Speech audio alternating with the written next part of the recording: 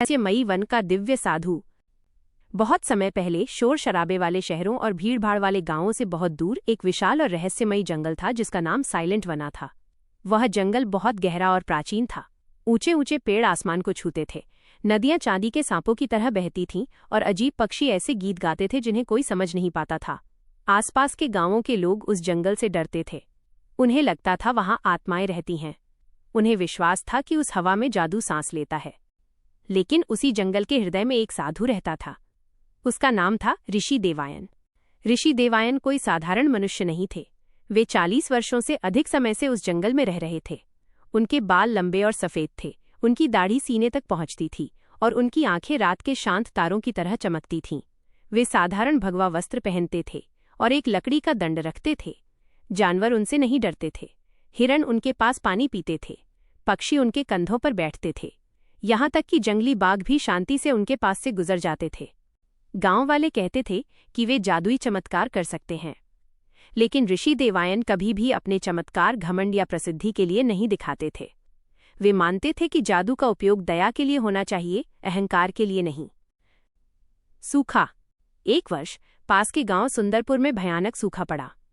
बारिश नहीं हुई, कुएं सूख गए, फसलें भूरे रंग की हो गईं, बच्चे भूख से रोने लगे। गांव वालों ने मंदिरों में प्रार्थना की, लेकिन आसमान चुप रहा।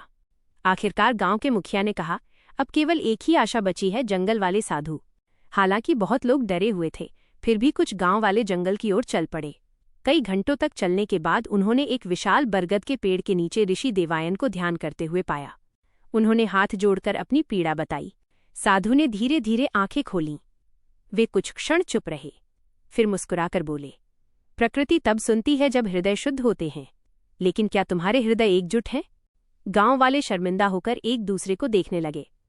वे अक्सर जमीन और धन के लिए लड़ते रहते थे, छोटी छोटी बातों पर झगड़ते थे। ऋषि देवायन खड़े हुए और अपना दंड आकाश की ओर उठाया। उन्होंने आंखें बंद की और प्राचीन मंत्रों का जप किया। हवा धीरे धीरे चलने लगी, पत्ते घूमने लगे, काले बादल जंगल के ऊपर इकट्ठा होने लगे। गर्जना हुई और फिर बारिश शुरू हो गई। सिर्फ जंगल में ही नहीं, बल्कि पूरे सुंदरपुर गांव में। गांव वाले खुशी से रो पड़े। वे साधु के चरणों में गिर गए, लेकिन उन्होंने उन्हें रोक दिया। मुझे धन्यवाद मत दो, उन्होंने कहा। उस एकता को धन्यवाद दो जिसने तुम्हारी प्रार्थनाओं को जागृत किया। लालची व्यापारी। चमत्कार की खबर दूर दूर तक फैल गई। जल्द ही एक धनी व्यापारी धनराज ने उस जादुई साधु के बारे में सुना। लेकिन धनराज लालची था। उसे आशीर्वाद या ज्ञान की परवाह नहीं थी। वह शक्ति चाहता था। वह सोना, रेशम और आभूषण जैसे महंगे उपहार लेकर जंगल में पहुंचा।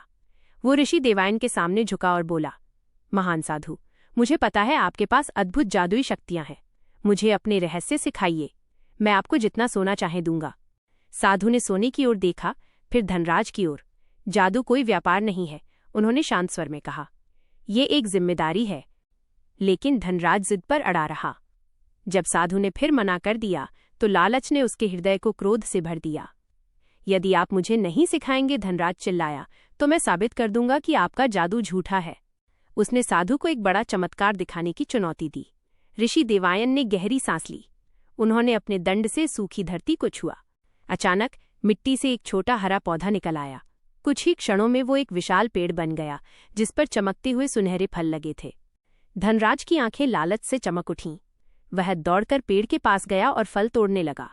लेकिन जैसे ही उसने फलों को छुआ, वे उसके हाथों में साधारण मिट्टी में बदल गए। वो स्तब्ध होकर जमीन पर गिर पड़ा।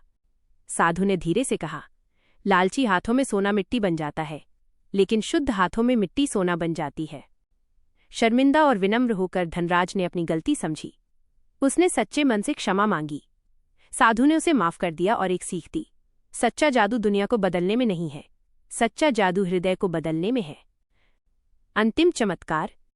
वर्ष बीत गए। ऋषि देवायन वृद्ध हो गए। एक शाम उन्होंने उन सभी जानवरों और गांव वालों को अपने पास बुलाया जो उनसे प्रेम करते थे। उन्होंने कहा, इस शरीर में मेरा समय समाप्त हो रहा है, लेकिन डरो मत, मैं तुम्हें छोड़कर नहीं जा रहा हूं। गांव वाले रोने लगे। साधु जंगल के बीचों बीच गए और अपना दंड धरती में गाड़ दिया। उन्होंने आंखें बंद की और धीरे धीरे मंत्र जपने लगे। एक तेज प्रकाश ने उन्हें घेर लिया। हवा धीरे धीरे घूमने लगी और चारों ओर फूल खिलने लगे। जब प्रकाश गायब हुआ, साधु वहां नहीं थे। उनकी जगह एक अद्भुत चमकता हुआ पेड़ खड़ा था, जिसके पत्ते चांदी जैसे थे और फूल सोने जैसे। वह पेड़ हर मौसम में मीठे फल देता था। उसकी छाया बीमार लोगों को ठीक कर देती थी। उसकी उपस्थिति परेशान मन को शांति देती थी। गांव वाले समझ गए, साधु प्रकृति में विलीन हो गए थे। उस दिन से साइलेंट वना अब डर का स्थान नहीं रहा, वह शांति और ज्ञान का स्थान बन गया। और लोग ऋषि देवायन की सीख को याद रखने लगे। जादू शक्ति के बारे में नहीं है, यह पवित्रता के बारे में है। यह नियंत्रण के बारे में नहीं है, यह करुणा के बारे में है। और आज भी जंगल की हवा की सरसराहट में वो साधु मुस्कुराते हैं।